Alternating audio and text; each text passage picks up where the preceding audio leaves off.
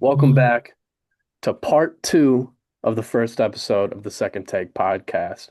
We didn't do it in continuation like we planned. We had some issues with the format.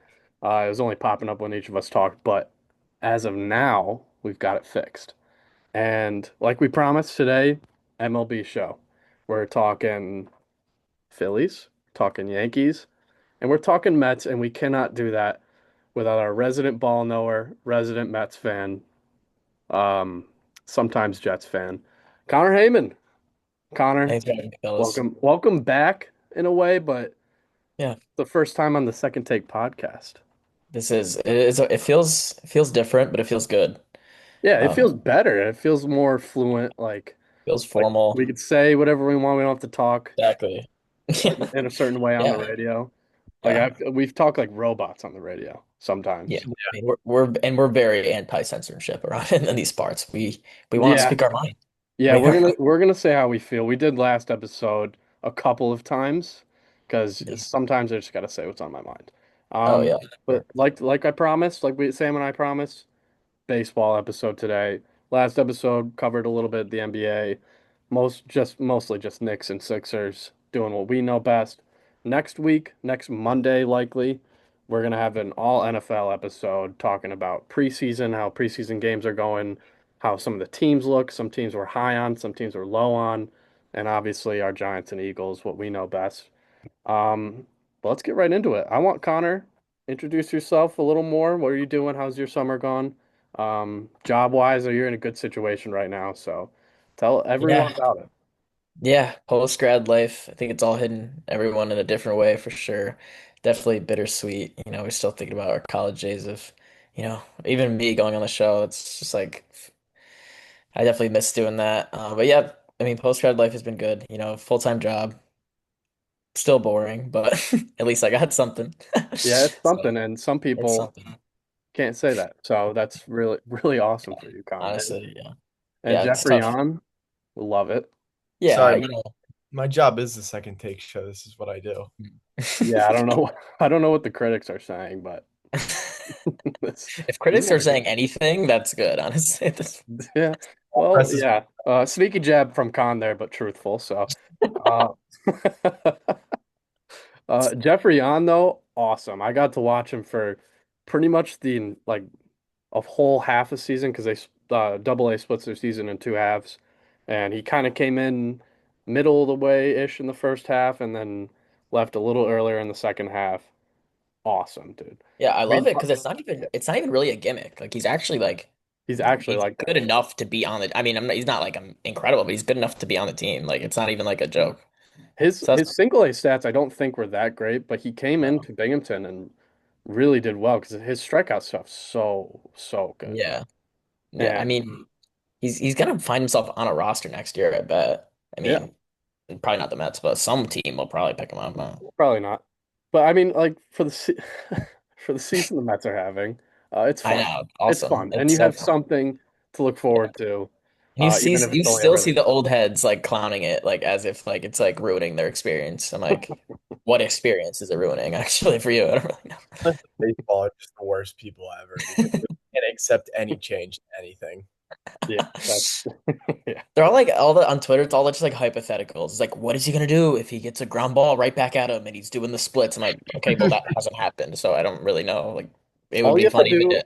is imagine the situation where he does, and then it skips It'd be off the funny, mound right into the glove while he's midair. That's and then probably the it'd be best play fucking of the decade. yeah. I don't. Let's talk about the positives. What could That happen? was so cool though. If there was like a comebacker that was like 110 off the bat that just went right through his leg when he was doing that, I feel like that would be awesome. He didn't jump when it happened, but I thought I remembered one of the games I was watching that did happen to him. It did go like almost like right next to him, right between the Yeah, legs. I was like, all I could think about was like if he was in the air, yeah. he would maybe get cut. No, for sure. I was really not up on him enough. Like I obviously knew he was in the organization. I saw clips of him. I always thought he like was a closer in the minors, and then he like did that dance when he like had a save. Like that would be so normal to me. I did not realize it was like after every strikeout until he got. I would never have guessed that. It's Yeah, awesome. he's not a closer, and yes, it is every single strikeout. And So being up close for it too, I was on the camera on the field for one of his games. He gets up there. Like he jumps really high, and it's even better because if you jump like normal like or below average like me, it's Yeah. not gonna look cool, and I would look like a clown. But he's got some ups, man. I give him that Yeah. for sure. He's Um, looking before we good. talk about our teams, we got to revisit our preseason predictions. Last time Connor was on the show, So, all Yeah. did a preseason prediction, how we thought each division was going to end up. Some takes were good. Uh, there's a lot that aren't, and there's a lot that we share in common. Um, in the American League, I believe all of us have the Blue Jays and the Tigers at the top, Yeah. except for Sam. Sam's got the Red Sox, but that doesn't look like it's going to happen. Wild card team for sure. Red Sox, I had them. Wait, I had Blue Jays and then the Red Sox. Oh no, looking at the wrong thing. You also had Blue Jays Tigers. Every single one of us had Blue Jays Tigers. Yeah. Not going the way we expected. Blue Jays, weird deadline. Sold Gosman, obviously. Um, that was about it. Tigers were complete sellers, and one sticks out like a sore thumb. Sam and I talked about last show. Schoolball's a Dodger, and likely going to stay a Dodger after he signs a massive contract with them. So that didn't work out for us. And then we're all looking good on our Mariners picks, who I think we all picked the Mariners to win the West. They're not right now, but their competition is, I believe, the 53 and 51 Astros. If I'm not right, or something like that. And the Rangers too, but that's it. It's not good for the AL West. Let me see what it is right here. I should have it pulled up. I Yeah, the don't hate Astros are 63 and 61, yeah. and that is your American League West division leader at the moment. Not good. I mean, the entire American League's been bad, but I was looking at the run differentials. The Astros in first place of the West have a negative 29 run differential. Oh That's jeez. not good. I mean, the National League, different story, but the American League has kind of been in shambles this year. Another big one while we're on that note, the White Sox. We all had the White Sox, I believe, finishing last in this division. They are in first. They are What 10 games what over is that? 500. Actually incredible. It's awesome. I mean, the lineup, I feel like all of us knew kind of had some potential to hit and rake, especially with Munetaka Murakami coming in. We thought the Yeah. strikeout stuff would be there, but the upside is his ceiling is high. But the Yeah. pitching, man, the pitching has been really, really surprisingly good for them. And their competition is pretty weak. Similarly to the AL West, their competition is weak. The Tigers, who have been better as of late, are in second place with a 60 and 64 record. American League East is carrying, and that's not good for my team. Yeah, the AL's not. Yeah, I don't know. AL's Not, always disappointing. yeah, not good for my team. But just looking up and down at this, I think we should never make standings predictions again. I don't think No. no, I don't think so. Um, and let's just stick to waiting for the season to start and watching those games. But next season could be a different story with the lockout. Um, do we want to talk about the lockout at all or save it for a different time? I mean, we could all say our 2 cents about it. I think we also like the most recent deal where they actually like are saying what was that was actually a good floor. Wasn't the floor like 140, something like that? That was like the most recent like proposal by the owners or something. Yeah, I Yeah. believe And so. I'm like, that's like crazy because I'm like, so the owners are at least admitting that we all are able and capable of spending at least 140. That's like, I would never even hear that out of the owners, if we're being No. honest. Like, I mean, I don't know. I mean, I know some of the teams' payrolls are up. Like, obviously the Pirates, like they put some guys in their payroll. They're probably above 100 now, but they were always like below 100. The Reds are probably still below 100. Guardians are definitely at like 70 mil or something like I that. mean, Like, look at the two best records in baseball. It's the Brewers and the Rays, and they're both bottom five in yeah, payroll. So, yeah. Mhm. Like I know 140 is still low when you compare it to like the top dogs, but like that's like double the Guardian salary. It's kind yeah. of like payroll. So it's like I Yeah. don't that's insane that they actually got even those owners to like admit that they could double their payroll. Mhm. Now, then I'll ask you this. Not necessarily a lockout, because we know there's going to be a lockout. Do you think it's going to affect regular season games or not? I don't know. I'm always in the mode like the camp that just does like I'll believe it when I see it. Like it definitely will be a lockout for sure. It'll be like similar to like what was it 2021 when it was locked out. Yeah, But I'm because just it's like gonna lock out probably as soon as the last pitch of the World Series. But yeah, it, yeah. I it mean, yeah, I could see a chance where it like trickles a little bit into the season. They miss like some games, but it won't be like a 60 game season or anything like that. If it does, I don't know. It just feels like all bark to me. Like I don't know. Like eventually they have to put the fans first and money. I mean, yeah. I don't, Sweater, you look like you disagreed on that. Yeah, I mean, I'm kind of in like two different camps because I get what you're saying, Connor. Like, I do yeah, think that, when push comes to shove, they're going to eventually end up having a season regularly scheduled. But I feel like, too, like, this feels like something that even with these owners like coming out and admitting that they could be spending more money, I just, I just don't see this thing really like working out. I see this being a long dispute, especially if it's something that we know has been a problem for a while. A lot of people are upset about it.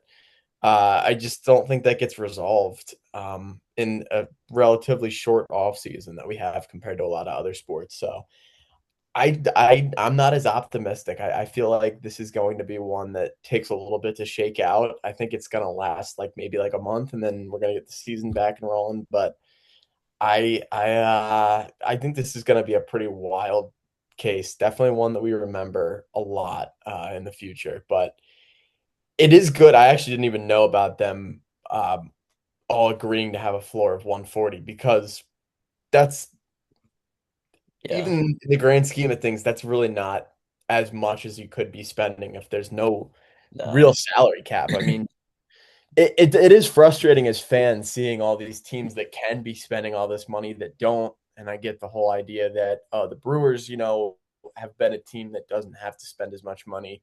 And we see what the Rays have been doing. But did anyone expect the Rays to really be this good? Like, I think they've kind of had a flash in the pan. They've had a lot of luck.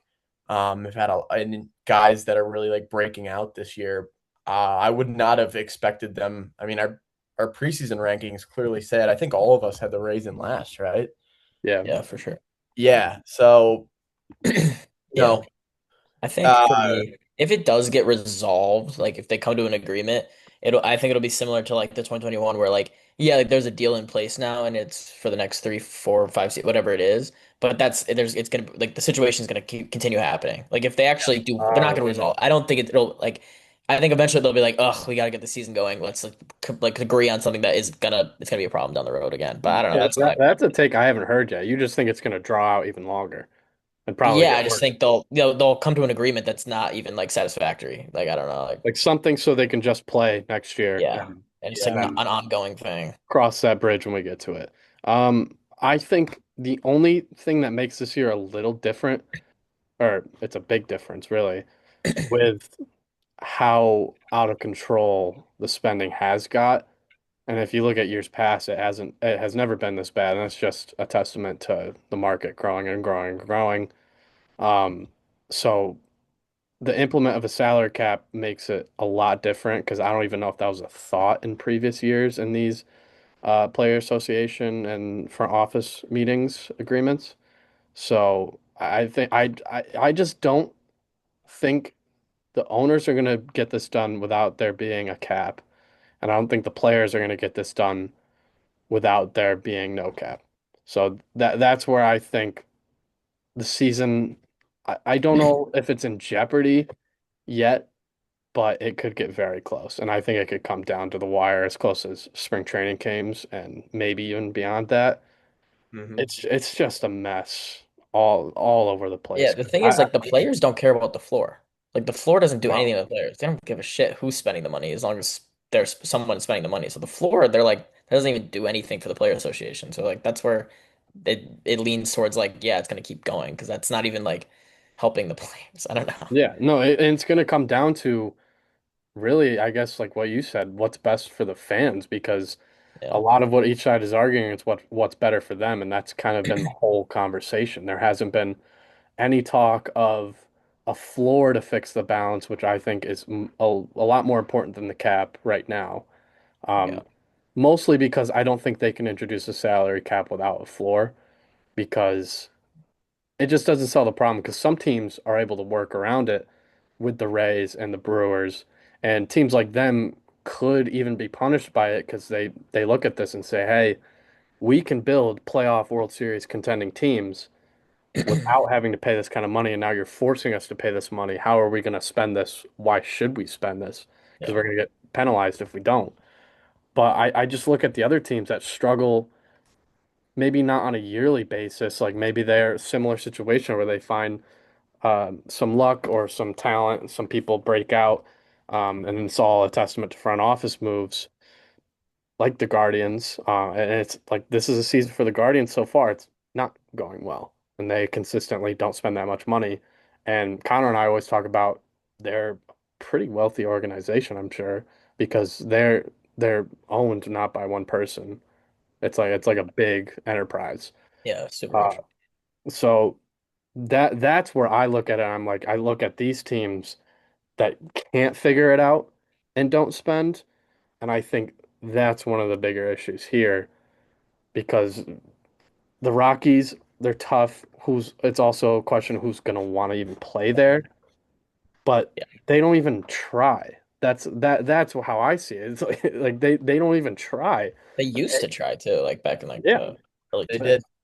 did. Yeah. it seems like they've given up now, and A's obviously given their situation moving, but even they've had so much time in between, and then still even more time before they're actually in this new stadium. They don't even try to make their team better. Their Yeah. biggest acquisitions in the last couple of years was Luis Severino and Jeff McNeil. No, yeah. Yeah. And And I like mean, I get it. yeah, I give them credit for their young talent, but there's also a lot of those guys that are they actually who we think they are.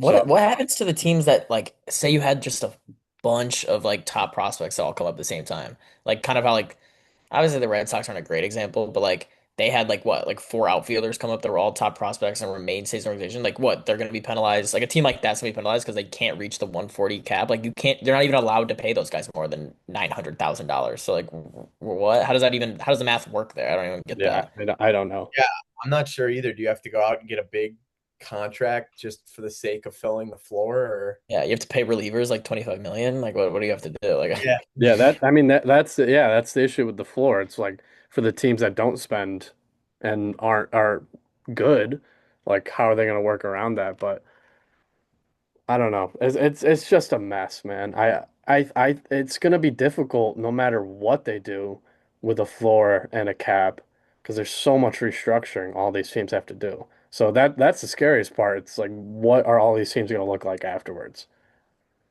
What yeah, are like are the Mets gonna be grandfathered in until 2040? Like what? Oh, I don't get that. yeah.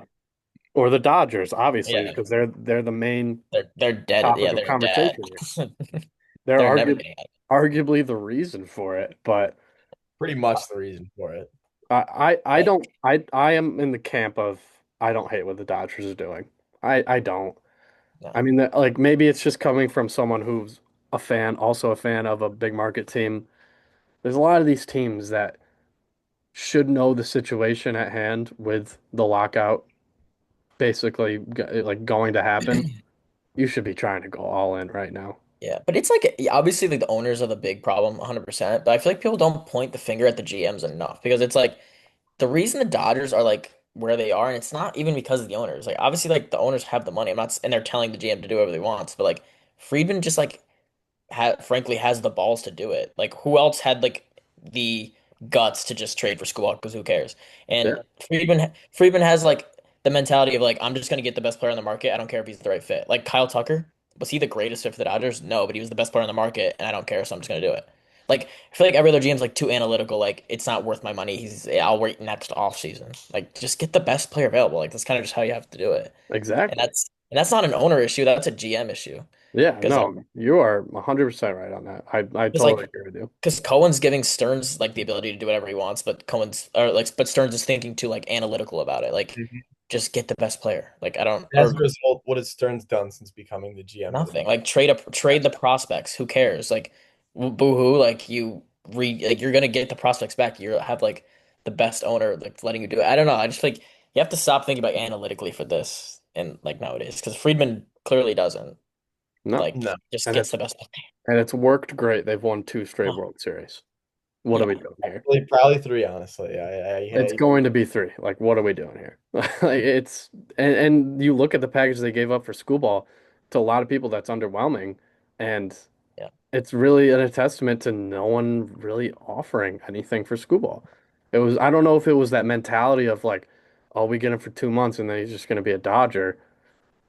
Yeah, Okay, but if you're a contender, Friedman's another example that he doesn't even care if that like he does not give a shit if Scooball leaves. Like look at like when they traded for Trey Turner and Scherzer. Like they gave up a huge package for him and they left 2 months. Like no one cared. Dodgers yeah, went on to win. No one cares. Like Machado a decent package too, and he was only Machado around. left. No Yeah. one cared. and it's Like especially like I said, like given the lockout coming, why wouldn't you? Like it doesn't make sense to me, and I I I, I don't agree with jumping to blame the Dodgers for this. Um, I hoped if anything they opened a lot of other owners' eyes. I'm blaming them for putting this situation in the first place, but I'm not blaming them for doing it because they had the option to. So I like, will. I mean, I'll blame him for the deferments because I'm just like, how does Yeah, that that work did out? get crazy. Because like that doesn't actually even help the organization when you really think about it from like a business standpoint. It's like that's where it's like I don't know what you're doing with that because there that is gonna bite them eventually, unless I'm missing something on the business side and it Well, I won't. But think like the thought is like obviously it falls they're gonna off. make more and more money every No, year. I get the thought, So yeah. and the less that you have to pay guys now, you'll then have the money Yeah, to pay them later, kind of but it thing. gets to a point where even Shohei, like, how much is Shohei gonna make in just a few years? Like, it's a all deferred ridiculous basically. annual amount. Well, he makes like 2 million now from the Yeah, Dodgers. but Yeah, then I'm saying like, 50 yeah, plus no, eventually million, he's gonna 50 be plus getting million per year, I think. I think yeah, it's like 60 to 70 mil. an Yeah. unreal pay. He probably doesn't even live off his salary. It's all like endorsements anyways. I'm sure he does nothing. That New He's on, Balance check yeah, hit. he's on those fucking New Balance commercials all the time. Yeah, I was just reading that like Big Poppy said he didn't spend he has still hasn't spent a single dime of anything he made from the MLB. That's insane. He's only been living off like endorsements and commercials and What Dude, about his? I saw a video too of someone saying that. yeah, like these players don't touch their like MLB set, like contract anything like that. Like their pension, it just like goes in like savings or I don't know. I mean, they shouldn't. They make so much from these endorsements that Yeah, like so it doesn't matter. didn't need to. It would just stay in my checking account. Yeah, checks bouncing every time. Yes, exactly. What better way from going to talking about that and the Dodgers to hop right into the New York Mets? Why not? Hmm. Let's do a little update on the New York Mets. They are third to last in the wild card chase with a 56 and 69 record, which is also last place in the National League East. Yeah. Connor, introduce Yeah. us to our new segment called Three Draws and Three Flaws, where we will say three things that are appealing about the team and three things that are not. Yep. Um, I know you two were a little shocked that I had the draws, but I got the draws. Yeah, 'cause Sam, it's a great idea from Mr. Sweatman up there, and then we were thinking about it a little more, and we were like, "What's Connor gonna say?" there, And we are super No. appreciative that you found anything. So there's draws. there Uh, is some, and the three you listed might be the only three, but there are the some. only three that anyone could ever think of. Yeah. Yeah, Well, my first draw was just the idea of young talent coming in, like Benj and Ewing. Like I literally, the first thing I texted like this morning to my like brother and like my dad was like, "We need to lock up Benj, 15 years, 300, whatever. I don't care. Like he should not even be reaching arbitration. Like this is actually insane. Like he's incredible. He literally does everything, both sides of the ball. Like even his stats at the end of the year, he might actually end with 800 OPS his rookie year. Like he's going to be in rookie of the year conversations, even though they suck. And that's Yeah. insane. yeah. Same with AJ Ewing, just like super impressed by him. He's insane. I mean, and then like I just feel like all these new prospects that they got, like everyone's been playing great. Honestly, like you can't really complain with their deadline. Like you could like blame the Stearns and everything they put themselves in this situation, but they made out at the deadline like crazy. So it's like I get it's like that's not like exciting for some people, but for someone like me who's like a baseball nerd and just like looks at like projections like crazy, I'm at least a little bit like, all right, I feel a little better. Like we got like a good prospect for a 39-year-old reliever. Like I don't really care. And Like I don't. Sam and I were talking about the Rumble Ponies. Like they're in a great spot right now because of their deadline and all the people they Yeah, brought in. and Yeah. they're all playing for Binghamton and they're all killing it. So Yeah. So I don't the system looks good. And this is the system that was kind of depleted after like AJ and then obviously like Benj came up and then Tongs kind of sucked. He's been whatever. Yeah. I still think he'll be fine, but he's like two pitches, so like it's probably mm. not gonna cut it. Like I don't know. Two pitches and like the like arm slot's like right in front of your face. Like I'm shocked. I'm so shocked he's being hit. Makes no sense. And then like you think about like I still people like blaming Stearns like crazy. Like I look back at like the Stearns offseason, like think like the only move that I could have said that he should have done and didn't, like he shouldn't have signed Jorge Polanco and he should have signed Murakami. That's about it. Like when you really look back on it, like Pete Alonso, you can complain all day, but like that was never gonna happen. Like they weren't gonna give him 5 years. It just was never gonna happen. Still a great baseball player. Like he's killing it for the Orioles. He's hitting leadoff for the Orioles, by the way. Yeah, Ridiculous. that's weird. What the hell? That's weird. But so it's like I can't like sit there and like dwell on the offseason. Like, oh, we didn't sign Kyle Tucker. He has a 740 OPS or whatever. It's not making a difference on this team. No. No. Oh, they Stearns went out and got I thought the best available pitcher. Like he didn't get Scuball out, but like I don't he was never available. Like he traded for Peralta. And Didn't work out. I cannot stand all the Brewers fans who came out and said, "Oh, watch out. You don't know what you're going to get with him." When it's like that, you look at that dude's numbers, he was supposed to be really, really good. He is a good No, pitcher. This was he is like good. unimaginable what happened to him. And Yeah, every time I see something like when he was still a Met and doing bad, I would see the Yeah. Brewers fans comment all that stuff, and I'm like, what are you What are you talking talking? about? Like, did he maybe outperform a little bit last year? Like, is he a 2.7 ERA guy? Probably not, but he's definitely a low three He's not a ERA guy. 7+ ERA guy. Now, like, there's just inexplainable, like that type of stuff. So it's like, and he's been consistently good too a lot of his career. Like yeah, he's been a good pitcher for a lot of years. So I don't know where yeah. this fall off was. I mean, he'll probably be great with the Rays because that's how everybody is He had a him. rough first start. Wasn't his first start like 7 runs with the Rays or something Not crazy? good. I thought Wow. about picking him back up for my fantasy team. I'm He was glad I didn't. he thought he was still in orange and blue. But but I don't know. I'm such a realist about the Mets where like I don't think they're gonna win next year. I don't think they're gonna do this stuff. But I know the highlights though. Like I know like the things that you actually realistically should be excited about. Like you should be excited about that they got like 8 new prospects. Like you should be excited that Benj is gonna be a star and Ewing's gonna be a star. You should be excited that yeah, they went out and made a trade for a shitty like starter. Like that sucks. But they traded Brandon Sproat, who's done nothing. And they traded Jet Williams, who's done nothing in the minors for them. And Hmm. he's like getting up there. He's like 20, he's probably like 23 now, and he's not really doing anything. So like that was the one trade that they made that you're losing prospects, and that's like the outcome. Like I'm not saying ultimately it doesn't account for wins, and like it was still a disastrous season. Like not trying to say that it was like it's all fine, but like you kind of got to look at it some, especially as a Mets fan, where it's like you expect the worst. So it's like at that point. I Yeah. mean, I'm sure it's different if you're like a Yankee fan. It's whatever. It's like can't see the light, but it's like I don't know. I'm excited. Yeah. But my second one's just that Mendoza's gone, and I don't even hate Mendoza as he's a fine Like I think I don't think he even ran the team like horrible. He wasn't the guy for the job at this point. Listen, he's a great guy, trust me. But There's Trust. so many managers I feel like I could say that. Like Joe Girardi, I feel like is like the epitome of that for me. Just did not like I didn't want to see him in the dugout anymore, but like I was never like, oh man, this guy's a weirdo Yeah. like Gabe Kapler or anything, or he's you know. No, it's too bad because I like this guy that they have now, like Andy Green. Like I think he's actually like a pretty good manager, but I feel like those guys never stick. Like even like the guys they bring in for the half season, like they could literally they could have like a 600, even a 700 winning percentage at the end of the year. Like he's not staying. Those guys No. just never stick, which is crazy when you think about it. I think Because like, it could be like a situation of either maybe the players like this guy or that sense of it crumbling. Okay, your manager gets fired in the middle of the year. We have nothing else to fight for, so let's just go out and play. And I think they just do that. Like they don't think about anything, they just play and it ends up working out. Maybe that yeah, happens. yeah, they're probably gonna. I bet they hire like Beltron or something ridiculous. I'm sure. I'm sure. Run it back, try it again. Try it again. Didn't get I'm to do it Yeah. actually. last I'm time. serious. I think it'll probably Can they even like hire him? Is he I still I think they can hire him because they were supposed to hire him Couldn't what get what it year done with last the time. scandal, yeah, and then before they, yeah. But that was like a person they just decided like, oh, it's probably not a good shot, good look, which definitely wasn't. But like, it's probably Hey, good. I don't know. But hey, fucking he just got inducted to the Hall of Fame. Things are looking up for Carlos Beltran.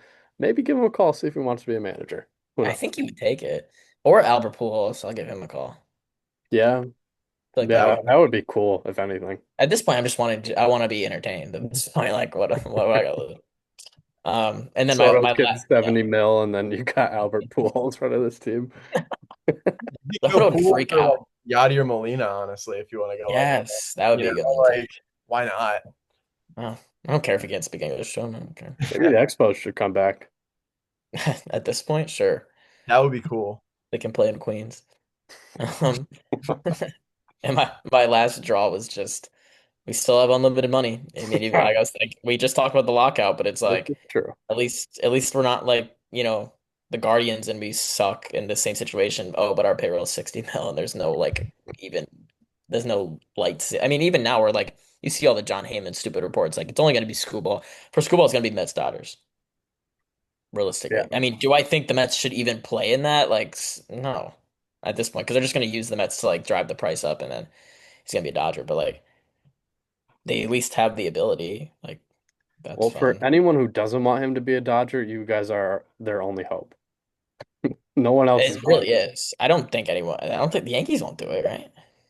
They have no reason to, but they may negotiate. I mean, they'll probably throw Yeah, an offer out there, but they're not going to do it. Maybe the Phillies. I mean, they're another team that could, but Oh, they probably won't. Phillies are not going to do that. It's so against everything that they do. Like They could yeah. we're though.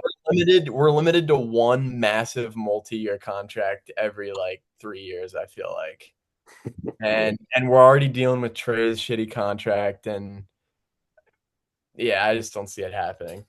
No, I mean, if I'm actually being realistic, like if I'm thinking logically, I actually would be shocked that the Dodgers actually sign him, just given the circumstances, because it's like they already have like Glass now, like a guy like that who's just on a huge contract, always hurt, and like, are they really gonna sign Screwball to like an insane deal when you already had that arm issue? Like, I would actually be shocked. I wouldn't be shocked because of the Dodgers and they just do whatever, but like, from like an actual like business team standpoint, like they probably shouldn't do it. Like, it wouldn't even make any real sense. If Yeah, they no. go off that too, then Schoolball's not going to get a lot of money because No, then he's probably going to go somewhere else and like he's going to be forced to anyone's take game. either a lesser contract or still maybe the amount of years he wants, but way less per year.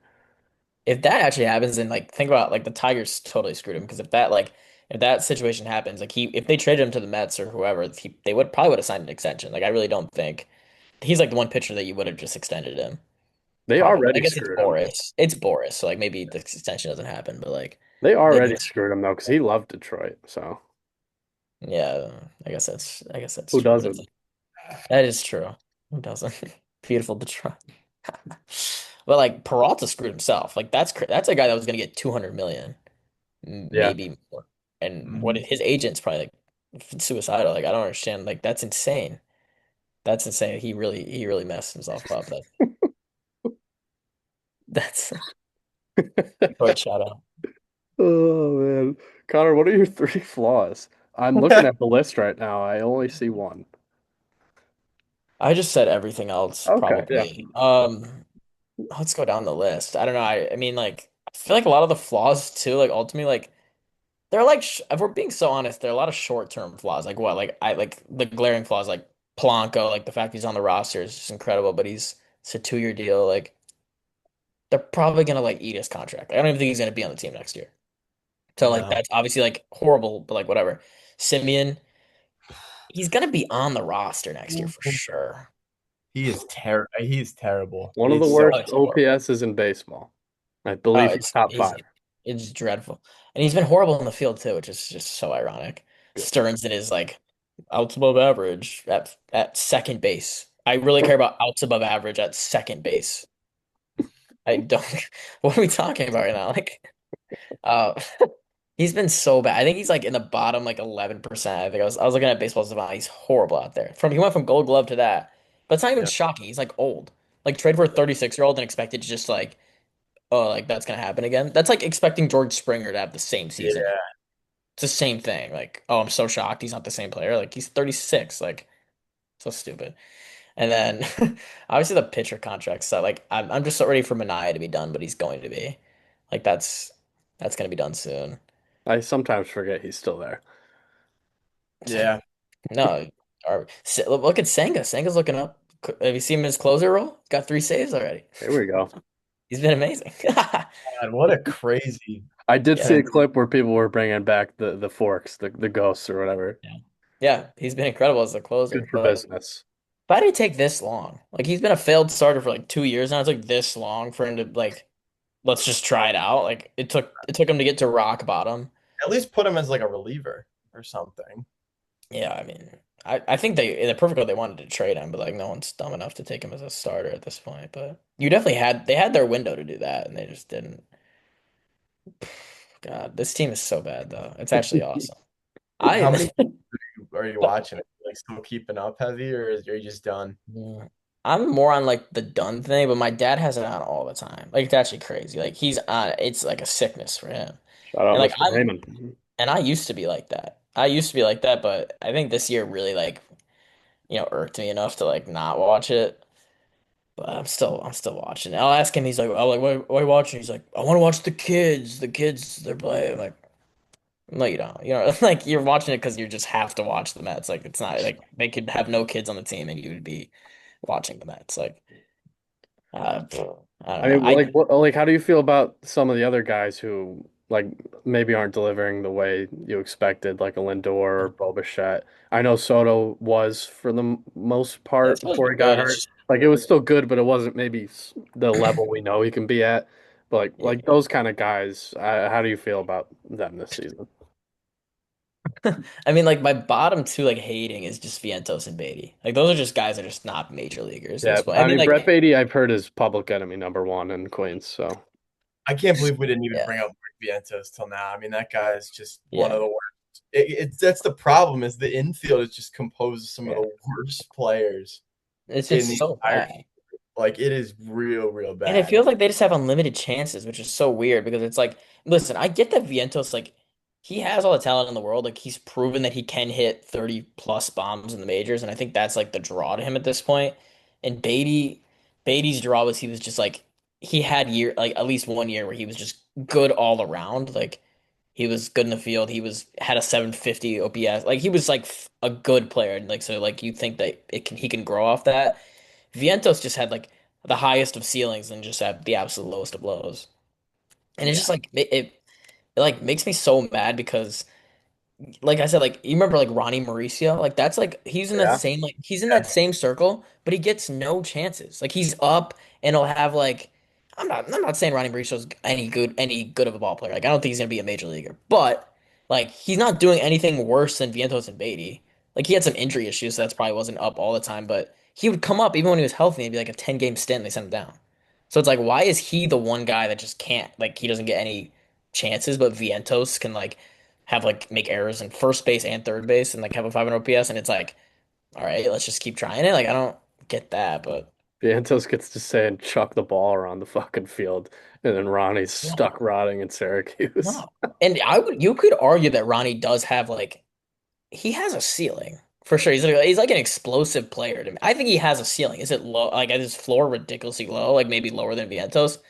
Probably, but Like I'm do I'm I ripping care? I'm ripping on Vientos. I do think Vientos is a better ball player than Yeah, Ronnie yeah. Mauricio, but Mauricio, I remember when when was the last time he came back up? Was it last year or did he this year? I He feel like was it was up. last He year. was up this year in the very beginning, I think, for like a second. Then he got hurt, and then there was some I stuff. think But it was at the beginning, and I remember seeing him. He was jacked. He looked way different he's than so much bigger. he looked way bigger than he used to. So I thought, Probably, wait, he's probably this just in guy the might gym got mad at something here. Stearns. Old Jim, He's hey, lifting. trading everybody but me. I don't get that, but I I'm gonna make myself look better so then people want me. don't even like Syracuse. Like, yeah, that's just horrible. But I'm so done with Beatty though. It's actually like that. Yeah, Yeah, yeah, he's It's been real bad. not good. he's It's so I thought I had hopes for him just because he was just well-rounded. Like Vientos needs to be on a team where he strictly plays DH every day. There's no games with him. Like he should burn his glove. Like that's the situation he needs to be in. Like, and then maybe I think he'll maybe hit. But it can't be like this like weird like cycle where he's a DH first base and third baseman and then they just like cycle it around. Like Yeah. And Lubob's been bad too, but I think people had a little too high of expectations for him. So I mean also that's another but it didn't help that he got hurt forever, but like yeah, I he, forgot about that. but also like that's so I hate when I see people complaining about that. Like you're watching the Mets and you're complaining about Lubob, the guy that has an option for next year that they're not going to pick up. Oh, and then like you're so mad they didn't trade him. Oh, boo-hoo, you have to watch 2 more months of Luis Robert on a team that's going to finish last place and you would have gotten a 17-year-old in a Hmm. system. You're so like mad at Stearns that he didn't trade him. Like you're like these people don't understand what the actual issue is with these teams sometimes. Like Luis Robert was not the issue with this team ultimately. Like, did he perform? No, but you also had an outfield of Ben. Realistically, you have an outfield of Benj, Ewing, and Soto when everyone's healthy. That's not your issue with the team, I'll tell you that much. It's the fact that Bo Bichette took 3 months to wake up. And it's the fact that Lindor was hurt the whole year. And then you have Simeon at second. And first base is just a carousel of nothing. Like you're complaining about Luis Robert, like that's the issue. Ugh, so stupid. Was he calm? Yeah, it's been a tough year. A tough year. Been a tough year. I is there anything you think they can do to like by to turn around by next year? I mean, There obviously is a there's a if there's a direction, there's a plan, obviously anything could happen, but in terms of next year, how much trust do you and have in these young guys? Because they are the future. I mean, yeah, all these guys I see, I'm lucky enough to see a lot of them go through Binghamton and even Syracuse sometimes. I keep up with them. Like, I don't- is it's that just the tough for move? me to see it's tough for me to see a route where they're like starting pitching is like good, if that makes sense. Like I still think Tong is eventually going to be okay. He just needs to have a third pitch. Like you just can't have two pitches and not throw like gas and have an arm slot where it's like right in front of the batter's face and expect it to be good. Like he has good stuff. It's not going to work. So I feel like he'll be fine. So you have a rotation now with like its rotation is still like soulless. Like Yeah, McLean is still gonna be good, but it's like who can you get in the offseason besides Screwball to really like make that rotation like competitive in any way? I don't really care too much about like the position players because it's like Bichette's probably gonna he'll probably stay, right? Like does he probably takes 40 million because like why not? I I And think he's assume so. I I would think he's okay then. lowered his stock a little bit, so Yeah. I mean he's not gonna stay for 2 years. I bet he just stays for one more, takes the 40, but like but I don't really care if he's still there. Like he can play third, I guess. And Lindor, it's this sad to say, but I bet they're gonna try to trade Lindor in the offseason. They're gonna try. I bet they will. Because you don't trade for they traded for like six shortstops this in the deadline. And then you still have Mitch Voigt, who's gonna have to come up eventually. he Uh, looks good, man. he looks So so good. good. And then AJ Ewing realistically is also an infielder. Like he can play second. Yes, he And is. Simeon, yeah, and then Simeon, who cares? You eat the contract, and I don't know what you do with Simeon realistically, Maybe but he's a Philly. dude. Why even bring that evil on me, man? I mean, that's the last thing that we need. Well, we get rid of Bohm in the off season, and then Simeon is our replacement. We have to reshuffle the infield all over again. I could almost write an entire script of what's going to happen. The Yankees aren't going to re-sign Jazz, obviously. It's going to be too much money for what he is. Can't yeah, find anyone else. Don't have anyone in the farm unless you get old Volpe to play second base. So Hell no. guess who's gonna wander his way in to the New York Yankees facility? It's going to be Marcus. Marcus Simeon. Welcome to the team. Welcome to the Bronx Bombers, Marcus. Happy to have you. I guarantee you that's what happens. I would put so much money on that. I'm at a point with him where I just don't think he has any value in the league whatsoever. Like, I Oh, don't think anybody would want him but a team that's like so just dead in the water and like an Angels or something like that. Like, He's gonna walk up to Brian Cashman's front door with a twinkle in his eye, and Cashman's gonna get a little choked up. Oh, come over here. We'll give you a home. that You don't even have to leave the city. that Come it's right fucking here. where he was like sleeping on the floor. Yeah, Yeah. Oh man, that was horrible timing for that to happen really because charitable of him. That meme. was last year, and it's stuck.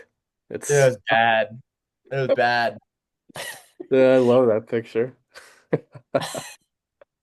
So now that I'm Okay. thinking about it, I feel like Simeon is like the only humongous issue when I'm thinking about it.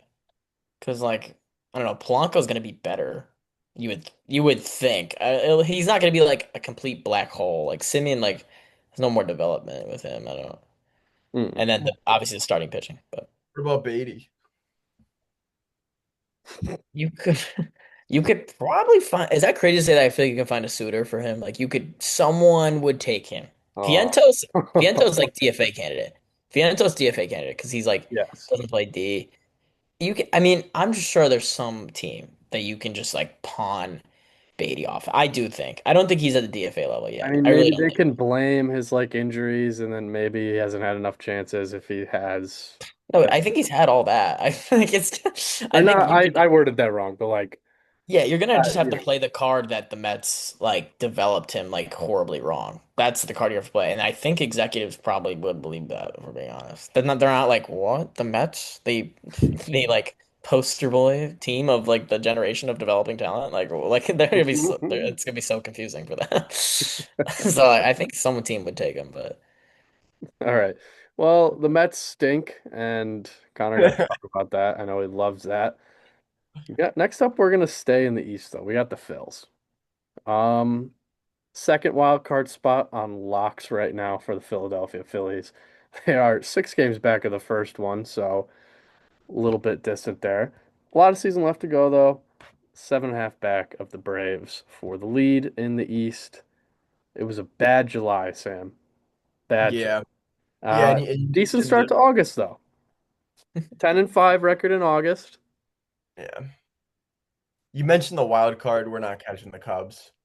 Uh-uh. Cubs are Cubs are a really, really good team. I think that's one thing I think that all of us, I mean, we none of us had said the Brewers were going to be better. Probably should have just gone with the safe pick there, but we Yeah. all did say the Cubs were going to be really good. Um, Not that that's anything groundbreaking that any of us said.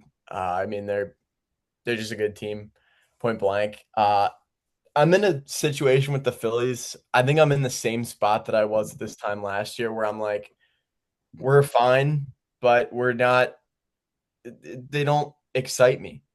They're fine. Like they're gonna make the playoffs, I'm sure. But what's their ceiling? I don't know. I don't. I don't really think I'm that optimistic about them. I don't think they're gonna win a series.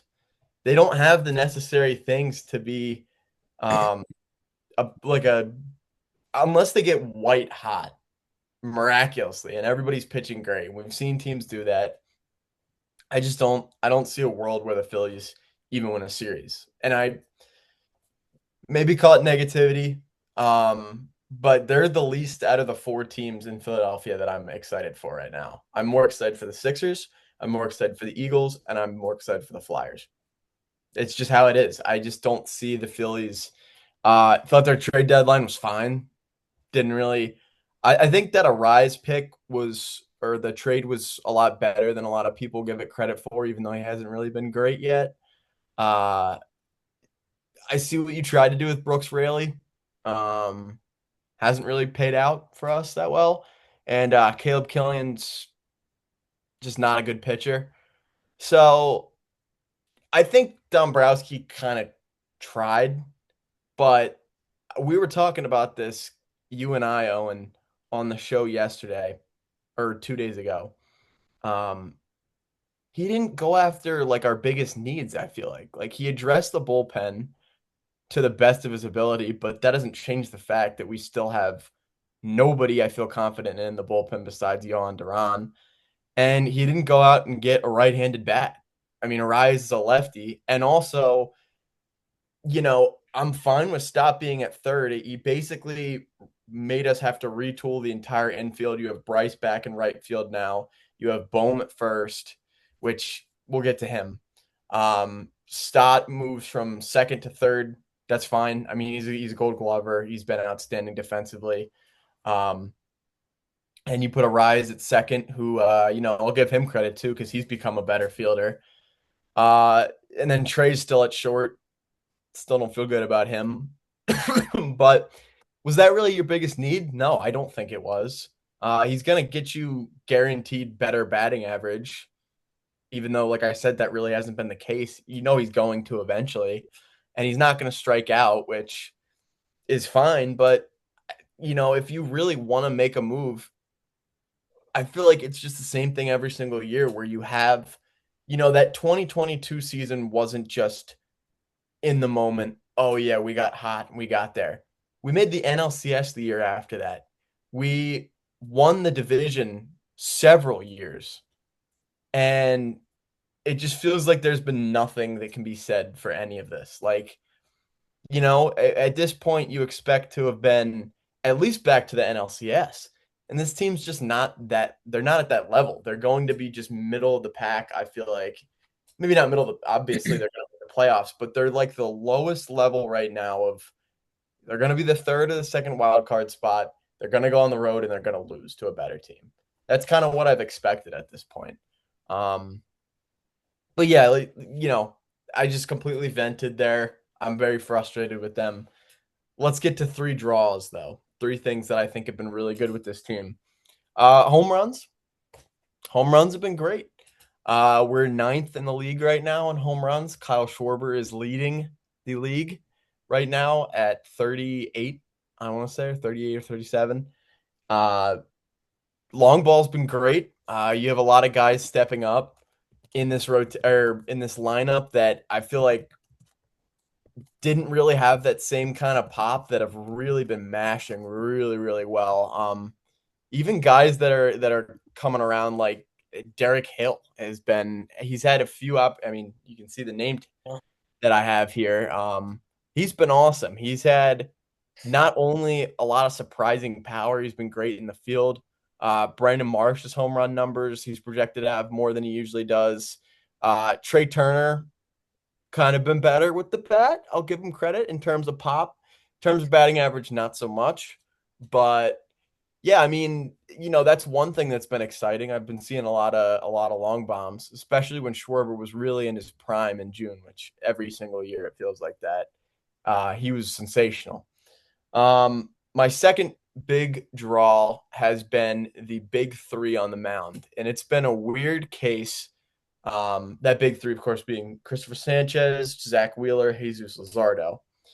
Uh, it's been weird because it feels like they haven't all been good at the same time. Right now, Luzardo's the hot arm. Earlier in the season, it was Sanchez. I mean, he was the All-Star game starter, and he's still been very good. He just has such high expectations that I feel like, because right now he's arguably the second best pitcher in the National League behind Jacob Mizorowski. But yeah, I Zach Wheeler started to slug just a little bit, but weirdly enough, Aaron Nola is picking up that slack, and he's been really, really solid in his last few outings. I can't believe I'm even saying Him. that. Because the rotation is pivotal. I mean, that's kind of been our bread and butter. We've really thrived on being one of the best, if not the best, rotation in baseball for the past few years. Uh, and those three guys have been really good at a lot of points in this year. They make me feel really confident. The offenses are going to give you shit in the playoffs. They never do. So it's at least nice to have Sanchez be able to pitch 7 innings of 1 or 2 run ball. And maybe if Nola gets these strikeout numbers back, I mean, he's only going to give you like 5 innings, but does have good K rate. Even if he walks a bunch of guys, I feel like if that stuff is really there, he could make an impact. So we're even talking about a fourth option. I mean, Andrew Painter at 5, he got called down, called back up, and he's been all right. He didn't have a good outing today, but his past two were not bad since he got called back up. Even recorded his second win on the year, and now he's 2-8. There you go. Uh, Shout out but Andrew Painter. Yeah, but he's a rookie too. I can't be too hard on him. It's not easy to be just immediately successful out of the gate, especially as a pitcher, I feel like. So yeah, I mean, that's been I feel okay about the starting pitching. I wasn't as much in the Phillies' ear about being like, we need a starting pitcher at the trade deadline. I knew a lot of people were saying that. Some even want us to get Scooble, which was just ridiculous. That would have been the stupidest thing we would have done because I guarantee Dombrowski too would have given up way too much. Um, I don't think it so would have yeah, been a bad thing. I do. I don't think it would have been good at all. I don't think so. He wouldn't have been our biggest need. He would have been a rental because there's no way we would be keeping him. And ultimately, their ceiling even with Scooble isn't that high to me because the offense is still such a big question mark, especially in the postseason. I just don't feel good about that. Yeah. Um, It would have made you feel something though. it would, yeah, no, it would have been, and it would have been great not having him on the Dodgers. Yeah. Like for not just me, but almost everybody in the league. I mean, and if that team makes it to the postseason with Screwball, that is a lights out 1 through 4. I mean, that's just Screwball, a Sanchez, Luzardo, and Wheeler. Wheeler probably wouldn't even be starting game 1, which is crazy to think about because no, he he would. started like every game 1 for you guys in this entire stretch. Yeah. Well, That was Sanchi, it was Sanchi actually recently was it because Wheeler. last year? Yeah. Yeah. But yeah, no, this year it would be Sanchez, but yeah, it's been Wheeler nonstop, and uh, I mean, it would have been fun. I'm not saying it wouldn't have been fun, Uh, but it didn't need to happen. But So how do you feel about it now, seeing that you didn't get some of the needs that you wanted or thought you needed? pissed, Could have pretty got upset. Especially this is Dombrowski's kind of been. I don't know if he's necessarily on a hot seat with Middleton. Uh, Probably. but I know fans are pissed at him. I know fans aren't happy with him. Um, and they have every right to not be happy. He's made a lot of dumb moves. Uh, I'll give him credit this offseason. I feel like, made a lot of the right decisions. The Luzardo extension's looking great. Uh, and then Alvarado's going to be gone. Bohm's going to be gone next year. Again, we'll get to Bohm. But a lot of the guys that are kind of hurting you right now only are going to be for the rest of this year, and then you can let them go next year, which is going to be nice. But I I still don't feel like the years like this kind of does need to be a pivotal year because I mean like the core is aging for sure. I mean very Schwarber's gonna hit bombs forever, but like that's the only core piece that I don't really see like falling off. I obviously like Harper, whatever, but what is he gonna be 35, something like that, 34? Harper's good. He's nowhere near the same player that he has Yeah, which is fine, but it's like he's only gonna get older. So I don't know. I mean been. Yeah, Trey Turner, you're already seeing the regression on Turner. Uh, bad, bad. So Yeah, it's definitely concerning. Especially, I mean, we didn't even you didn't even mention JT Realmuto, who that's yeah, another I guy. guess he's still in the core, but they're just like already overstayed his welcome, if we're being Yeah, honest. yeah, So absolutely. The only reason why I think they even brought him back still is because they wanted to kind of put a very, very small bandage on the already big wound of not getting Boba Fett. that probably was it. Yeah. Um, but yeah, I mean, I just feel so guys. I just feel like whatever about the whole thing. I'm not excited about the postseason because why should I be? I mean, we're Yeah. not doing anything that's going to be exciting enough. Play the Cubs, you lose. You play the Dodgers, you lose. You play the Brewers, you lose. Play the Braves. I don't even know if you beat the Braves. And I was just saying before we even started this, I don't think the Braves are going to be doing anything in the postseason. Tell you what, I think they're going to get the Phillies because at least their offense is hitting. Yeah.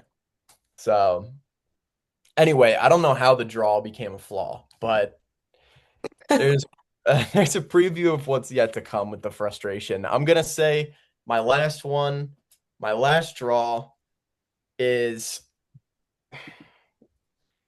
Johan Duran. At least has been really really Ah, good. yeah. That's I my mean, a last draw. solid closer is important. He is incredible. Absolutely one of the best closers in the league. Uh, it's gotten to the point where it's so rare seeing him blow a save that I feel like how as baseball fans, since they play so many games, we can be so quick to be pissed at a player and then sing their praises the next game. I Every feel like single when game, yeah. Duran blows a save, I feel like it's okay, it's gonna happen. He doesn't do it a lot. Yeah. He's he's just got some nasty stuff. He's got that he can get up to 103 if he really wants. I mean, he's a flamethrower. Um, and his arsenal is fantastic. He's been great. I love the intro still fires me up every single time. Um, Yeah, and that's one I of like that's one of the greatest like deadline moves. Like I feel like that I can remember like ever. Like no one really makes like gutsy like deadline moves that like the players actually can impact the team for like years after. Which is kind of yeah, and we still have him for another year after this too. yeah, So like, that's insane. I mean, I know the Twins were like in a weird spot, but like I don't know how you trade him. And now the Twins are buying. yeah, I don't It's get just that. I don't get that. The thing that does suck is that we did get rid of Cody Clemens, who's having a good year, but it's yonder on. Like I'm fine with whatever. It makes it that. worse that the Twins sold him, but for some reason still kept that same like still kept Buxton, Yeah, I don't. still like still kept Joe Ryan, like all How these did Joe guys. Ryan not get traded at this point? They That's were the asking too much. It was ridiculous. Ryan yeah. Jeffers. I mean Ryan Jeffers this year. I mean there's like numerous guys every year that they have that they should and could get rid of to really capitalize off it. And there's the one year they kind of had the fire sale, but like they got rid of most of their lineup, but their whole like all their good players were still on the team. So they ultimately didn't get that much like in return for what they gave up, but Nah. I don't know. I think it was that year when Johan Duran left, so that was like the only move. Yeah, I'm pretty sure it was too. Yeah, That was Twins are last year, weird. actually. They still have like Whatever. they have such a weird roster. Like they have like Josh Bell like playing so much on that team too. Yeah. Bounce back year for Josh Bell though. He's so Yeah, weird because I feel like he's he's obviously we know he's a second half guy every single year, but like he just stays in the league. He just finds a way. You think he'd be the type of guy that would have had a crazy peak, and then as soon as he leaves the Pirates and the Nationals, that's when his career just starts going in the toilet. But I gotta give him credit because he goes to so many new places and plays, especially when that he first gets there, he plays at such a high level.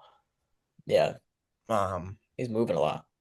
He yeah, always like finds himself on so he'll start the season on a bad team and then he gets traded to a contender who's Yeah, it's like like a fake contender. borderline may not even make the playoffs Yeah, because he's like a cheap guy. He's like a cheap and like most of the time they don't. yeah, he's like the fallback to any team's like first priority of the deadline. Oh, you missed out, like Bell's still there. Or like same thing with like Heliot Ramos. Like they fall in that like kind of like pool of like, oh I well, don't want to talk about him. we could trade for him. Like, that type of like thing. I don't want to talk about him. So You're gonna say at least a little yeah, something. at least two things about him. Yeah, but that wraps up my draws. My flaws. three I good know I ones. said that the rotation has been really, really good, but I do have to single out our 4 and 5 because uh and it's funny too. My other draw, I'm gonna have to make this exception because the guy I'm talking about actually has been pretty good recently, and that is Aaron Nola. I still think there's that Aaron Nola can offer you. I mean, he's been serviceable in the playoffs when he starts. He if he even just gives up 3 runs and pitches 5 innings, I feel like that's okay. I'm not asking for too much. Um, the ERA has been through the roof. He's definitely still pitching hurt in a lot of situations. Think especially at the beginning of the year. But I'll give him credit where credit's due. He's looked really, really good recently. Pitched in that Field of Dreams game. I thought that was a great showcase of how good his knuckle curve is when effective. I mean, that is one of the craziest movements I've seen on a pitch in I would say the entire league. He's nasty with that knuckle curve. Um, but I can't be like, okay, he's had a good last 4 games. I'm really confident in him just because I'm not. I'm not confident in him. And it's not his fault. I think he's a product of career injuries. That extension we gave him, it sucks. It's real, real bad, but it's not the worst contract I feel like in the world. It's far from the best. And then we get to the fifth. option, which is Andrew Painter. And I don't know. I kind of said my piece already on Andrew Painter. The Stinks. fastball, Stinks. I wouldn't. Yeah, he's not good. Um, yeah, but I cut him some slack because at the end of the day, his numbers in the minors weren't ridiculous either. Uh, He's tough because he was just so anticipated. So like I feel like people have like a warped view of like maybe who he actually is. There was a and he was an solid, all it felt like 3 or 4 years I heard this guy like, when's he gonna come up? Yeah. Yeah, they never call up their guys. I mean, Crawford too it's amazing they even called him up in the first place. Yeah.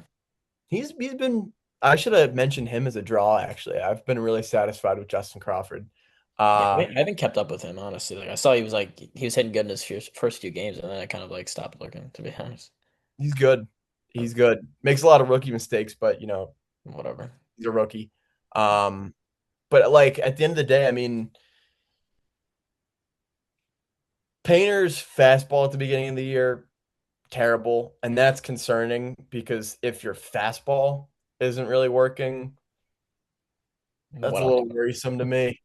Uh, his command was really, really bad, which reminds me of like when we called up Tyler Phillips. I mean, credit to him, he's doing his thing right now in Miami, but he was not a good Philly. Um, and that's when I get worried because I've seen a lot of these guys like Nick Abel, um, who actually hasn't been terrible either, but again, not good Phillies that were really, really highly touted prospects, got up here and then struggled significantly. That's what I worry about with Andrew Painter. Um, Maybe I'm being a little bit too quick to judge because he's had not a good outing today, but the two before that weren't bad. Um, but as a fifth option, I mean, he's not going to be pitching in the postseason, which is fine. Maybe if he does, maybe, and I don't think they do this. Maybe he's a reliever. I don't think that's going to happen, but there is like the slimmest possibility because my next flaw, and this is the biggest flaw of the entire team, is the bullpen. It's horrendous. I know one of my draws was Johan Duran, but he is literally carrying his weight and then some with this bullpen. I mean, it stinks. It flat out stinks. It has been a horrible, horrible year of blown opportunities, um, blown holds, all this stuff. I mean, there's not a single guy in this bullpen outside of Duran that I can confidently say, yeah, I like that guy. I like what he's doing. Um, Has Kirkering's Iron defense improved? Hmm? Has Kirkering's defense improved? Oh my God, don't even get me started on Kirkering. Kirkering's I always have his back, and I feel like he just makes me regret it every single time that I try to stand up for him because What's his he's real name? actually Richard. We Yeah, just found that out today. His real name's Richard. Richard Um, Kirkering. Ridiculous. Um, Almost Brad as bad as Keller, Connor Heyman. what's that? Almost as bad as Connor Heyman. I'm bad. I Just having like that fun. one. Just having fun. But yeah, man. I mean, like if we just look through it, it's just ass, ass, ass, ass, ass. It's just horrible, horrible, horrible. Ass, Um, ass, ass, ass. Like Sean. Now stop.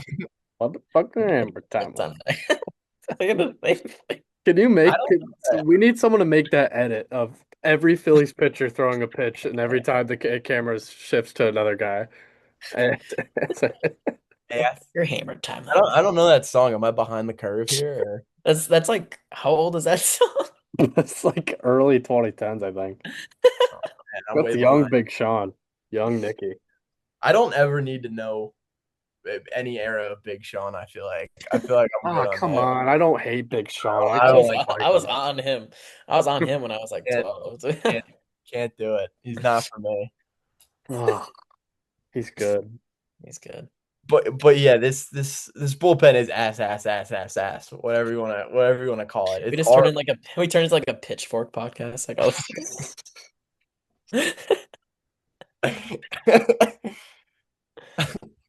One thing about us is we're always gonna get just really off topic every single time. It's amazing we even had an hour that we just talked about sports at school. Yeah. I don't know how we did it. Well, it's because we were on this call for a very long time before we started, and it was all nonsense. We didn't talk any baseball. So Just total slop, yeah, it was slop. grinding, grinding gunk. So you got the bullpen. What's number two? I already see it. Ah, Wait, that was one? We were still on one? No, no, no. This is the third one. The oh, this is the third one. Yeah, that's true. Okay. by far the player I'm the most frustrated with, and I literally had to single him out to make a whole complaint about him. And there's been some bad players this year. I mentioned the entire bullpen. I didn't even talk about guys specifically.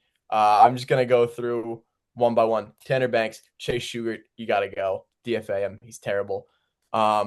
Horrible, horrible, horrible. Tanner Banks, I don't know what happened to him. Completely just fell off a cliff. Kyle Backus, hate him. These guys are all terrible. Seth Johnson, terrible. But yeah, we got to talk about Alec Boehm. We got to talk about Alec Boehm. He, of course, as I'm saying this, has been really, really good the past few days. He had 4 RBIs and a homer today, and he went 5 for 5 yesterday. But that doesn't do him anything. That doesn't do him anything. This has been a guy that's pissed me off for so long because if he is not hitting 280 and above and he's not getting on base, I don't really think he serves much of a purpose. I mean, we know the defense is not good. I think it improved a little bit at third, but they move him to first now, and he's a disaster at first base. I mean, he can't even scoop up balls. He's completely useless and helpless. Holeless. He's terrible. He's terrible. And the attitude problems are always going to be there. You're an I attitude don't guy. and huh? You're a big attitude guy. You've always said that. Yeah, I don't like if you have a bad attitude about the team. I think it comes with being a Philadelphia fan is we buy in so much to these guys that it's frustrating when they're, just a bunch of assholes, I guess. And that's Sure. always kind of the way I've thought of Alec Boehm. He You just guys feels are like, very polite and caring, so oh yeah, I mean, synonymous with Philly fans, I've heard. We just want someone who has a good attitude. It's really the heart that matters, honestly. You can backwards K all you want in Philly, but the there's heart. no way I'm talking to two New York fans about having the irony of having a good attitude, right? There's no way I'm doing this right now. We're just acknowledging it, that's all. No. Honestly, if you're a Philly and you're like genuinely like a shit person, but you care about the game, I feel like Philly fans will be fine with that. Shit person. You could be an asshole. You could be terrible. You could be. Could be. Those You're are a my three. scumbag, but you hit 270 plus. Welcome aboard. Yeah. And you care about the game. Yeah, It's student of the important. game. That That's was kind important. of like that was the Braves mentality for like the longest time. Like you could be a wife beater, but if you have an 800 OPS, come on Dude, board. yeah. Ozuna and didn't Albies getting some or am I thinking Yeah, they else? always they were like the Patriots. Like they just like it did not matter what was off the field. Like Yeah. The Ravens in like 2012, back when they had like it's all alleged. that's gonna do it for me though. I mean, like, I feel bad because I feel like Connor's got the fiery frustration. Um, and I'm kind of Casterline is like I feel like you're in a position where you're like a little excited, right, about the Yankees because it feels like they have the playoffs kind of locked up in terms of things, unless something goes horribly wrong. Yeah. Uh, Yeah. but I feel like I'm kind of just like in the middle. Like I'm just like whatever, you know?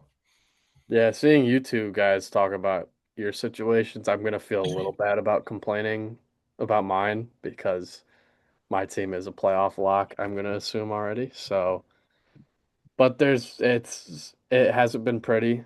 Um, they have the first wild card spot, um, and a lot of their success is a testament to how poor the American League has been. This is one of like the worst years I've seen. I mean, the AL East looks typical, like multiple contenders, and then you look at the Central and the West. If you're not the White Sox in the Central, you have a losing record. If you're not the Mar or the Astros in the West, you have a losing record. So it's been really, really bad. But they're still first wild card spot, 5.5 games back of the Rays, so not completely out of reach, but still a lot of mountain to climb, especially with how good they've been lately. It was nice we won today and they lost, so we got a game on them. It's the typical recipe for a Yankees season so far. Beginning of the year's good, summer's bad or mediocre slash bad, and then you're making up for it in August and September.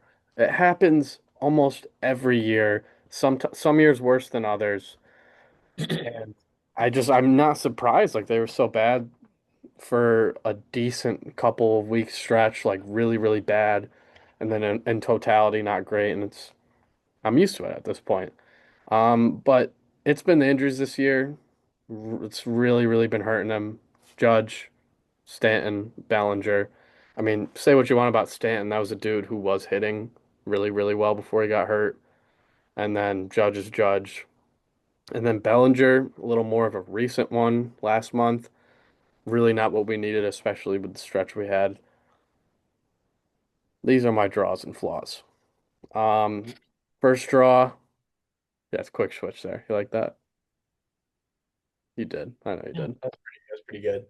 Yeah. My first draw, I never thought I'd be saying this as a Yankee fan. Emergence of young talent. Arguably young stars. I mean, Ben Rice, who his rough stretch is really hurting his statistics right now, but we know what he can do. Cam Schlittler, who is probably the American League Cy Young favorite right now. What Spencer Jones did for I mean, his first stretch at the Yankees this year was not great. Got sent back down, came back up, actually performed really well, was hitting really well. And then the big one, George Lombard Jr. finally getting the call up to the Yankees to be the starting shortstop for the time being. I'm assuming for the rest of the year into the playoffs, but we'll see what happens. But it's an actually a young core of talent that they developed, and it's really really cool to see for a team like the Yankees to do something like this and really like invest into guys in their farm, especially with their farm being very limited right now specifically. So I think that's really cool to see. I can't wait to see what they do in the future. Some posts on Instagram are calling them the new Core Four. Let's not get ahead of ourselves, but um, who knows? Could be really fun. Next is the pitching. They have the best team ERA in baseball, so they're the best pitching staff in baseball. They got one of the, if not the best, bullpens in the American League. Starting pitching has been fantastic this year, especially with the injuries. You didn't have Max Fried for a stretch. You didn't have Cole at the beginning of the year. You don't have Rodon right now, but he is on his way back. Will Warren has kind of up and down. He had a really good stretch where he was pitching very, very well, but I don't know if he's gonna make it to the end of the year on this rotation. Schlittler already talked about Ryan Weathers. Great season for him. First year in pinstripes. And Clark Schmidt, I didn't even talk about. Not back yet. I don't know if there'll be a spot for him, but it's nice to know if anything's you trust a lot going into the playoffs, you want that to be pitching. So I'm just glad that's where it needs to be. Next. it's kind of a it's gonna go into my flaws, so it because it's kind of a double-edged sword. I'll go with the flexibility. I mean, you guys, I showed you guys like my projected postseason lineup. There's a lot of names and there's a lot of dudes, a lot of platoon opportunity, which is a good thing. I'm not gonna sit here and argue it like it's an issue to have too many solid like more than like enough solid hitters. Um, so there's a lot of opportunity for different matchups. The Yankees love doing the righty lefty matchup. There's one game this year they faced a righty. There was one right-handed hitter in the lineup. It was the craziest thing I've ever seen. Almost every single hitter was left-handed hitter. It's unbelievable. But that's kind of a luxury we have now with all these different names, all these different plug and play players. But I'm gonna go into my flaws, bloatedness. That's as much good as it can bring. It's tough when you're now in a situation where when Stanton comes back, you have three DHs and three first basemen with Goldschmidt in the mix after you got Luis Garcia at the deadline. Um, I don't know how they're going to figure it out, especially if Garcia and Bryce are maybe hitting well at the same time. You can't play them both in the same game. So you're going to run into that issue. Stanton, it's a hard guy to keep out when it comes to the future, especially in the playoffs. So, and he can't play anywhere else. So Hmm. that's another tough spot. And then it leaves a little bit of emptiness in other positions where they kind of needed more strength in the lineup and more hitting. Like you're still going to have a lineup in the playoffs where Austin Wells is hitting. Um, Jose Caballero probably hitting Jose Caballero or Ryan McMahon. And at this point, I hate to do it. I'm going to rope in Jazz Chisholm because that's just how bad he's been. So Yeah. those four guys arguably are going to be in every lineup to come.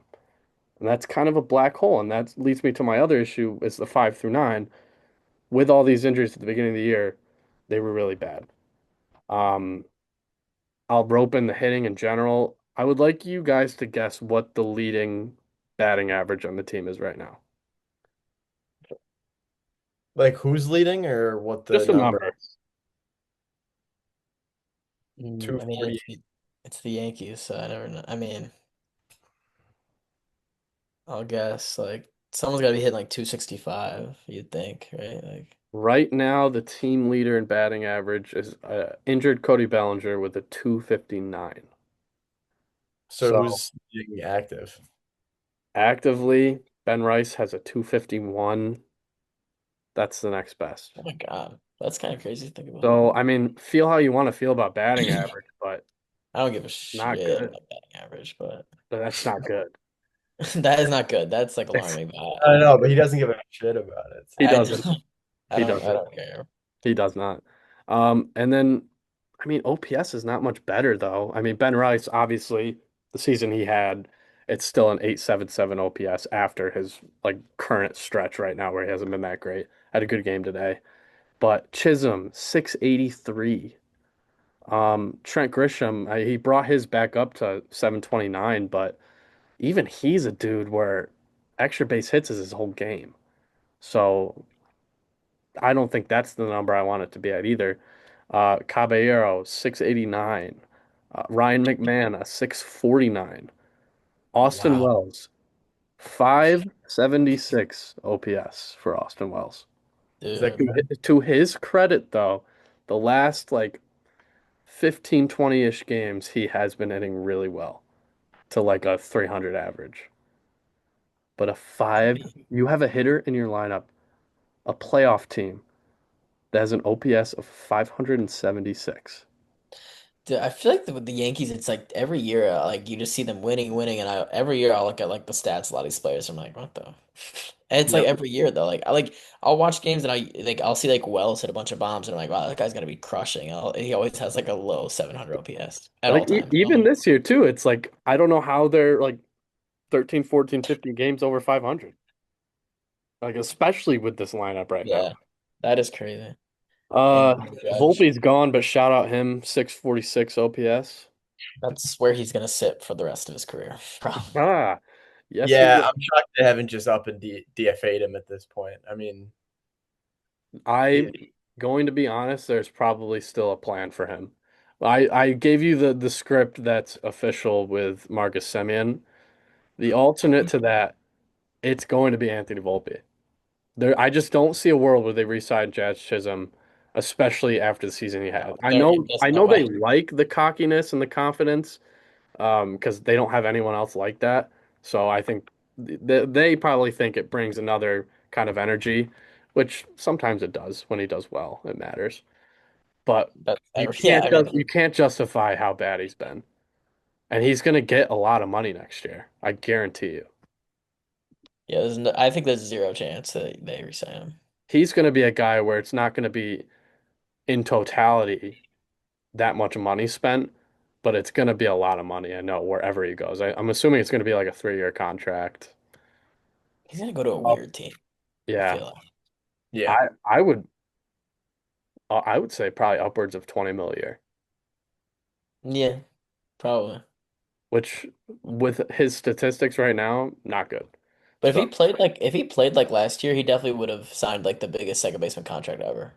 He probably would have. If he played like he did last year, because like I think the biggest second baseman contract was Simeon back when like he signed with like the Rangers like once 170, and that was like crazy for a second baseman to get that. it I was bet big. Yeah.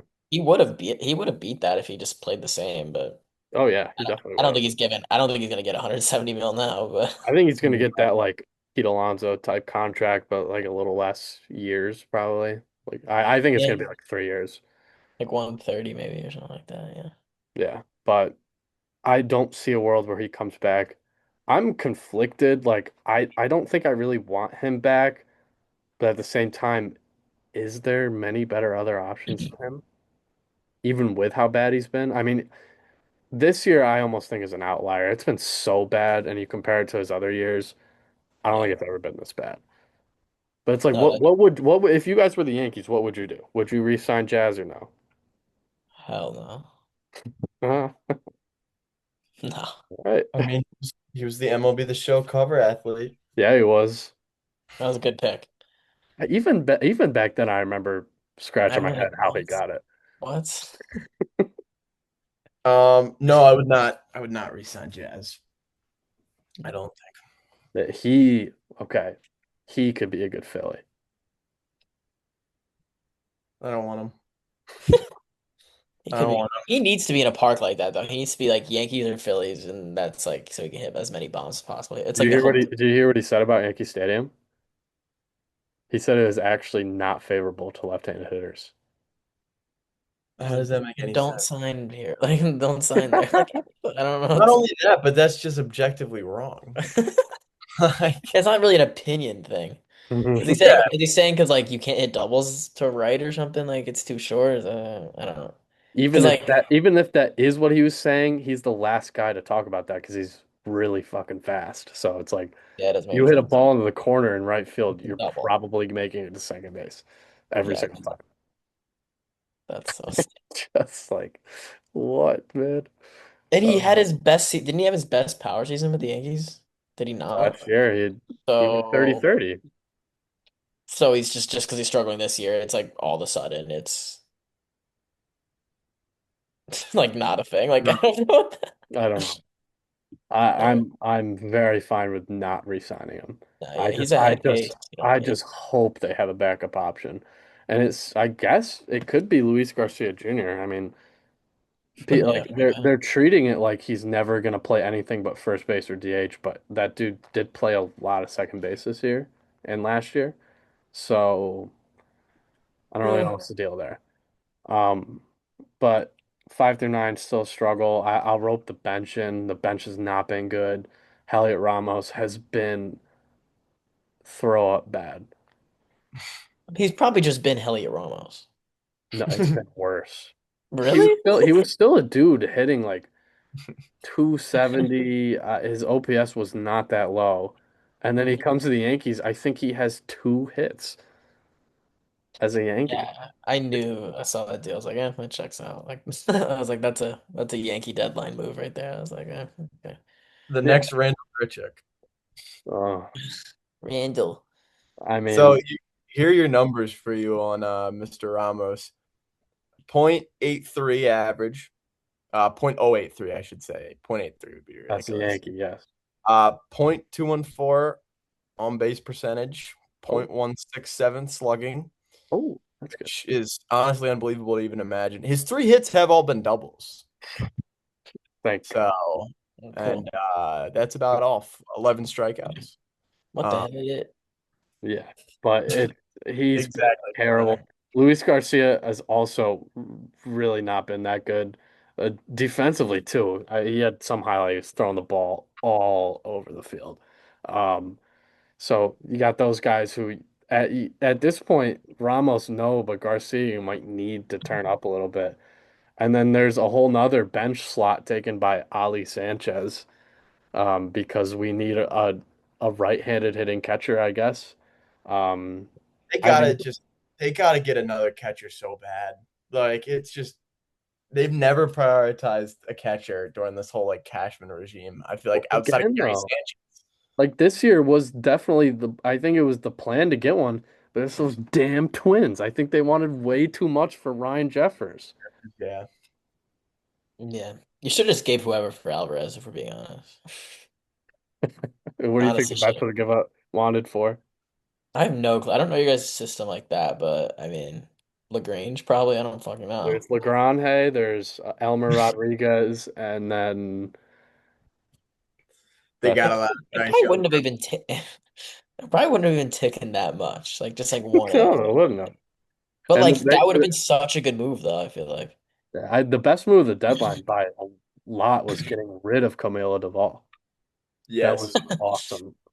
I kept seeing that video of like the Talking Yanks guys when they you guys first traded for him and they were like jumping on the chairs and stuff and you guys traded I for him. mean, he should have been really, really good. Should That have. was another situation of like Giants fans all of a sudden now after they get rid of them, we're like, I said it back then. You don't know It's a what you're gonna get with him. reliever. It's a reliever. Like they're gonna be up and down. Like years suck, years are good. It's kind of Like, just you what it don't know is. what you're gonna get with him. We signed like we traded for him. He had like a like sub 2.5 ERA, probably even better than that. Like, you cannot make any of those claims about relievers. Like whatever.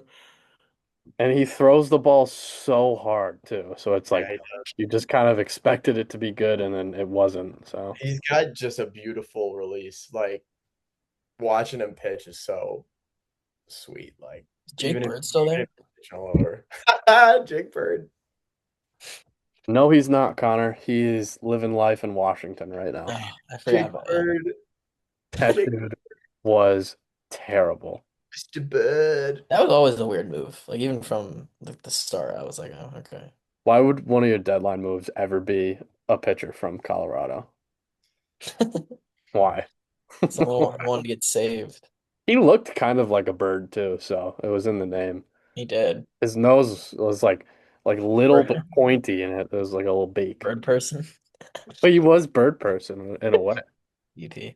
But yeah, he's terrible. I don't even want to think about him. He was the guy like if someone went down, always the first guy to come right back up. Always. I think they're trying to justify trading for him last year. Yeah. I think it's just Boone. I think he has an affinity for ass players. I think he just Mhm.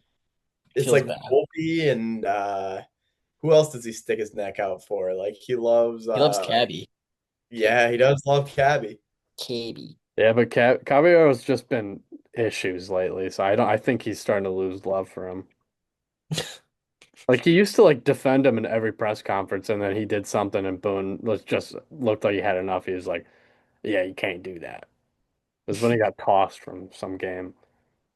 He's like Yeah. he got tossed in like the ninth inning, probably in a tied game. Yeah, I remember that. Aaron Boob, he's another flaw. He's a flawed man. No, he's a draw for me. That's true. He If you look actually this year, I feel like he hasn't been as ridiculous.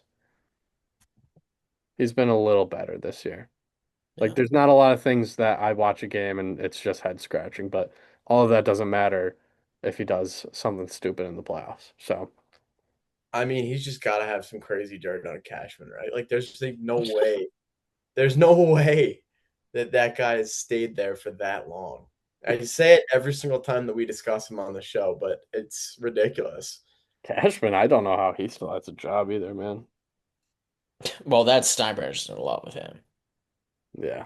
Yeah, like that's like a Do you see like the crazy this was like I think last week, but they got some random sum of money from whatever they did back in the day, and it was like $11 million or $11 billion. like Sorry, big difference between big million and difference. billion. Maybe I was reading it wrong, but I just saw the headline, of course, was like Yankees, blah, blah, blah, $11 billion. But it wasn't current, like have 11 billion. Like, Yeah. Steinbrenner trading on Robinhood, like hit good again. all right, guys. Of the three teams, who's got the best chance to make the playoffs? Who wants to go to the Four Seasons Orlando? Me. Um, Mets aren't eliminated. They're not dude, going to stop fighting. if they go 30-3, they're in. They're in. Keep that up. If they were in the AL, they'd be in. They just I need like to the optimism, take a Con. sip of whatever the Red Sox are drinking, and then maybe they can do it. No. No? Okay. Sorry. Should have shut my damn mouth. Who's the No. closest to getting eliminated right now? Oh, you're talking about like of any team? Mm-hmm. Oh, Of there's us, like I would say the uh, Mets. closest to get eliminated of any team? It's the A's. It A's are can't be getting the close, aren't they? Yeah. It's got to be the A's. What is the A's or Royals, Angels. No, what the is A's the are loss total that you have to hit in order to be eliminated? Well, it's, yeah. A's aren't even the worst team in their own division right now. Well, it's obviously different in the National League. Like the National League, like the loss total is going to be like different than the It's the AL. A's and it's the Angels right now. The A's are second. Okay. Rockies are there with the Royals. Damn, I thought they were gonna be good this year. I think I'd take the cake for the worst prediction in our standings predictions with that Giants take. What did you say they were gonna be? I said they were going to be either like I'd had them with a decent record. Dude, no, if you look at that was the one thing I'll say. Like if you look back at that video, I was crapping on the Giants so bad. I was You like, were, that but was the there's no way you thought they're going to be 51-73 right now. no, but I would have guessed they'd be like where the Mets were at, I bet. Like they had the worst off season ever. Like the fact that Luis Arias was their guy, like I don't think I, that manager, the dude from Tennessee, is any good. no. oh no, I don't think it is. Oh, this is No, so I bad. don't hate that hire, but they need to realize it soon, like that wasn't the right This is move. so bad. I had them at 90 wins. What? What? Yeah.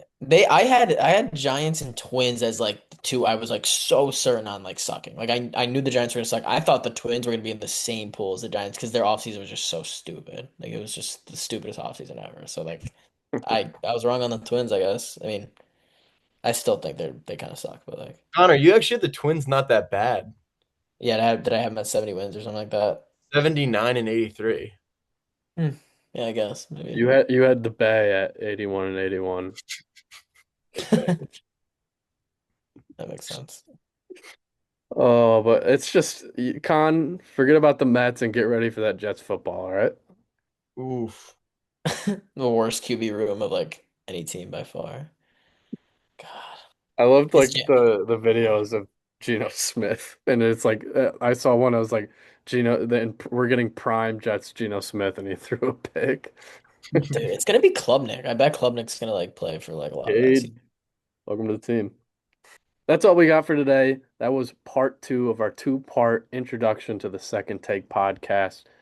Connor, thank you for coming on. So much fun today. We had a lot of good talks, a lot of good laughs, and I'm sure he'll be back for another one next time we talk about baseball, whenever that is, Anytime, or fellas. postseason time. I know he'll love to talk postseason baseball without the Mets in it. So Sure. I know he'll Oh, love it. I'll be more But available next April, I think. yeah, you will be. You will be. But we'll be back next Monday with NFL. It's going to be an all NFL show. Like I said at the beginning, preseason, Giants, Eagles, looks in the divisions, top teams, bottom feeders, all of it in the next episode next Monday. Make sure you tune in. If you like the video, make sure you subscribe and check out the rest of our channel for more content just like this. Shows every Monday. From Owen and Sam, thank you for listening, and we'll be back next Monday.